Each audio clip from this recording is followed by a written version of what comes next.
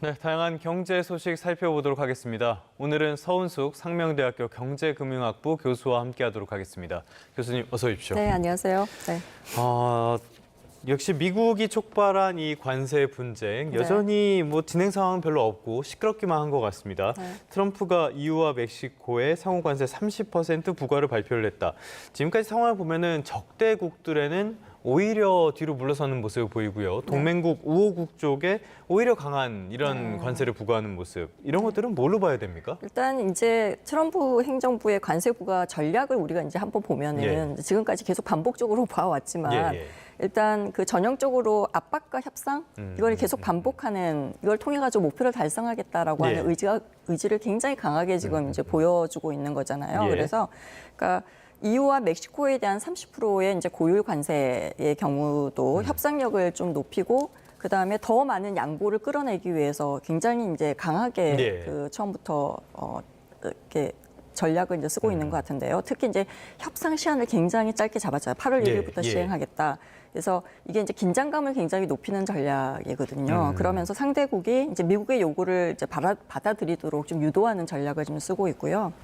그러니까 이게 협상 테이블에 앉아 있는 아까 얘기한 것처럼 우호국가들에게 좀 직접적인 압박을 가하는 방식이잖아요. 그래서 굉장히 공격적인 저 양상을 띠고 있다라고 우리가 볼 수가 있고, 그러니까 협상이 진행되면 진행될수록 더 높은 압박을 통해서 유리한 조건을 좀 얻어내겠다라고 하는 우리 흔히 말하는 벼랑 끝 전술을 지금 사용하고 있는 것으로 보이는데요. 이게 왜 이렇게 EU와 멕시코에도 이렇게 할까라고 우리가 한번 목적을 생각을 해보면은.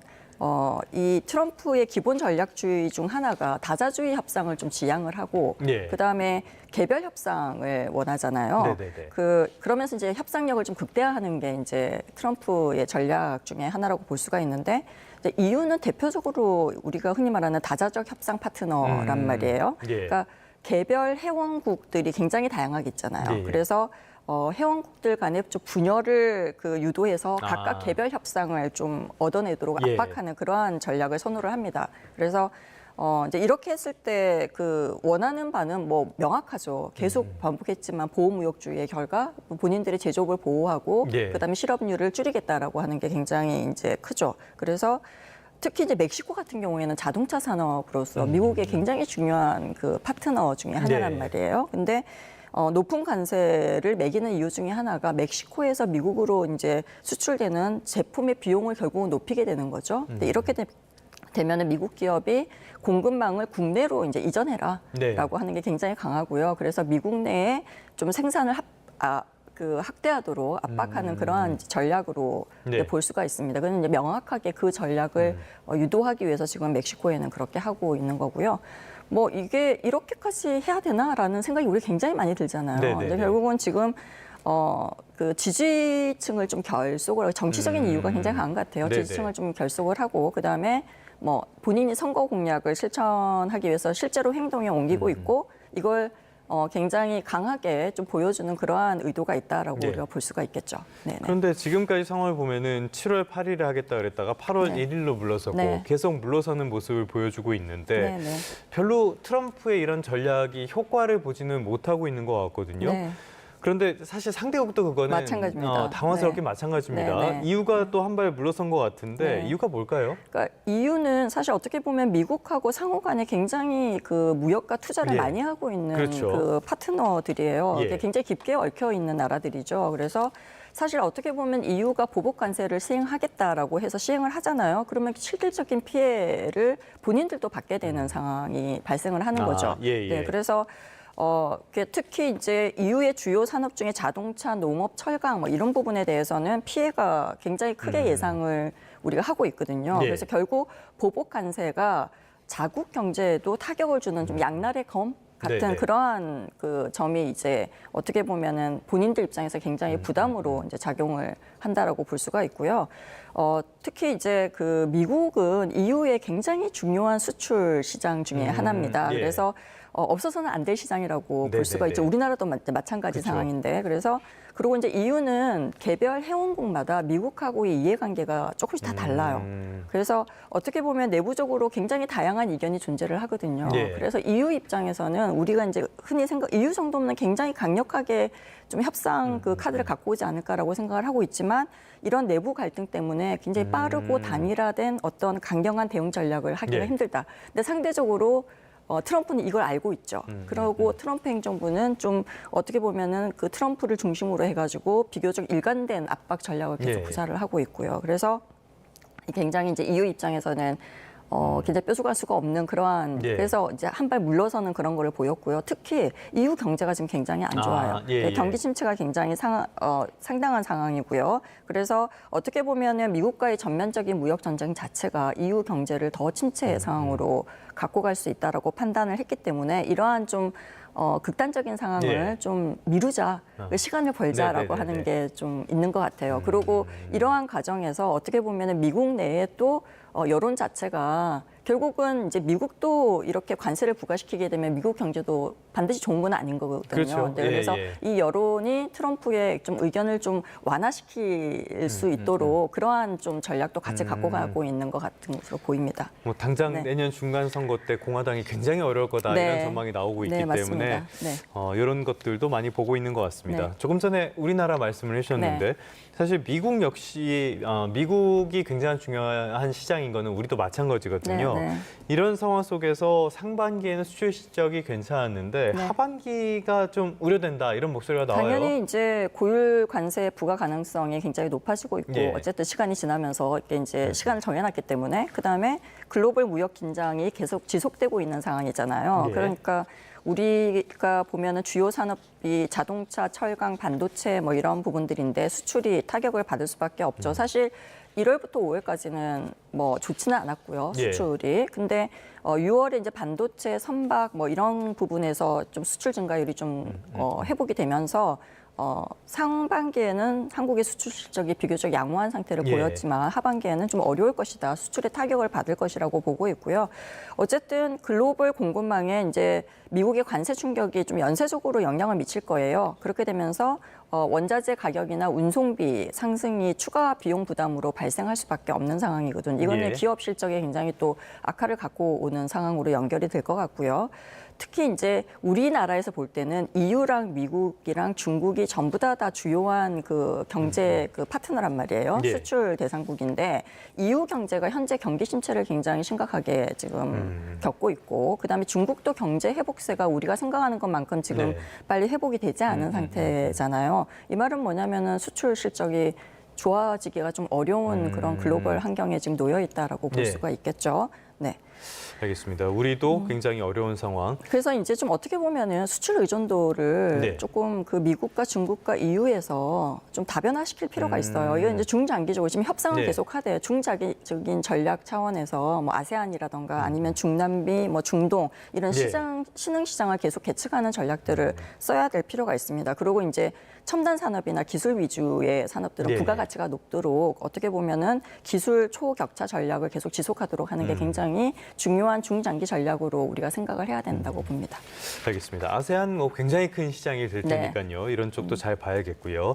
이번에는 국내 시장 상황 한번 보도록 할까요? 네. 최근에 국내 시장 분위기는 굉장히 좋습니다. 네. 3,100선도 넘어서고 네. 분위기는 좋은데 이런 상황 속에서 공매도 잔액이 많이 늘어나고 있다고 해요. 네. 이거는 어떤 의미로 봐야 될까요? 우리가 이제 공매도가 뭔지를 한번 봐야 네. 되는데요. 공매도는 투자자가 주식을 보유하고 있지 않은 상태에서 일단 주식을 빌려가지고 매도를 먼저 하고요. 예. 그다음에 이후에 주가가 하락하게 되면은 주식을 다시 사서 갚는 투자 기법입니다. 예, 예. 간단히 말해서 이제 이러한 전략을 쓰는 이유는 주가 하락을 예상하기 때문이거든요. 네. 주가 하락 시에 이제 수익을 내기 위한 거래 방식이죠. 그래서 다시 얘기하면은 코스피 시장의 지금 공매도가 잔고가 9조 원을 돌파했다라고 하는 것은 시장의 하락 그 기대감이 굉장히 네. 크다라고 우리가 예측을 할 수가 있죠. 그러니까 원인은 금방 얘기한 것처럼 지금 우리나라 코스피 시장이 굉장히 이제 좋아지고 있기는 한데 네. 글로벌 시장도 지금 굉장히 불확실성이 크고 그렇죠. 그다음에 뭐 그 경기 둔화 우려가 각 그 EU나 뭐 지금 미국도 다 지금 우려가 되고 있는 상황이고요. 그다음에 너무 많이 오른 종목들이 있죠. 네, 그래서 네, 네. 좀 과열 조정 기대감도 지금 존재를 좀 하고 있고요. 시장 내에서 특히 이제 2차 전지라든가 바이오 고평가 기술주 이게 특정 예, 예. 업종의 실적 불확실성도 지금 좀 존재를 하고 있는 상태입니다. 그래서 투자자들이 향후 시장 하락 가능성을 좀 높게 보고 있고 그래서 공모에도에 좀 적극적으로 참여하고 있는 상황이다라고 볼 수가 있겠죠.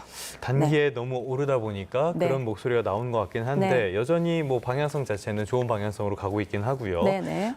JP모건 같은 경우에는 코스피가 5천까지 갈 수 있다 이런 전망도 내놓기도 했고요. 네. 여기에서 또 하나 변수가 될 수 있는 게 네. 이재명 정부의 세법 개정안이 아닐까 싶어요. 네네. 배당소득 분리과세를 이야기를 하고 있는데 네네. 이게 왜 중요하다는 겁니까? 이게 이제 배당소득 분리과세가 뭐냐면은 배당소득을 다른 소득하고 합산하지 않고 별도로 예. 세율을 적용시킨다는 거거든요. 그래서 현재는 배당하고 이자를 합해가지고 연 2천만 원이 초과하는 경우에는 종합소득에 포함을 예, 예. 시켜서 최고 49.5%의 누진세율을 적용을 하고 있단 말이에요. 예. 근데 분리과세를 이게 이제 선택을 하게 되면은 저율로 이제 과세가 되고 그다음에 종합소득 과세 대상에서 제외가 됩니다.